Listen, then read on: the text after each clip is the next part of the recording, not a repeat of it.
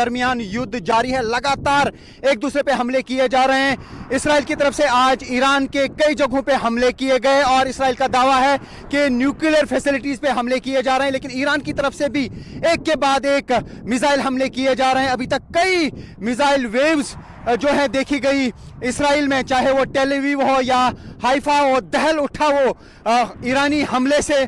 और यहाँ पर मैं इस वक्त एक हाईवे पे हूँ और आप देख सकते हैं यहाँ पे सन्नाटा छाया हुआ है। अभी भी एयरपोर्ट जो है वो बंद पड़े हुए हैं, चूंकि यहाँ पर अभी एयरपोर्ट बंद है। हम काफ़ी मुश्किल हालात में यहाँ पे पहुँचे हैं जॉर्डन के रास्ते से, लेकिन यहाँ पे तनाव देखा जा रहा है लोगों में भी। हालांकि जब हम एंटर कर गए इसराइल में तो हमें पहले ही इंस्ट्रक्शंस दी गई, जो ही सायरन की आवाज़ आ जाएगी तो जहाँ पर भी आप होंगे गाड़ी में फौरन बंकर में आ जाइए। उससे साफ अंदाज़ा लगाया जा सकता है कि इसराइल में किस तरीके के हालात हैं और ईरान में भी हालात बहुत ख़राब हैं। और अभी सबको इंतज़ार है कि क्या डोनाल्ड ट्रंप कोई फैसला लेंगे, क्या अमेरिका इस जंग में उतर जाएगा। अगर जंग में उतर गया तो यह कहा जा सकता है कि एक बड़े पैमाने पे युद्ध हो सकता है। हालांकि ऐसा समझा जा रहा है कि कुछ लेवल्स पे शायद डिप्लोमेटिक एफर्ट्स किए जा रहे हैं ताकि ये जंग जो है रुके, लेकिन अभी जंग रुकने का नाम नहीं ले रहा है क्योंकि इसराइल की तरफ से भी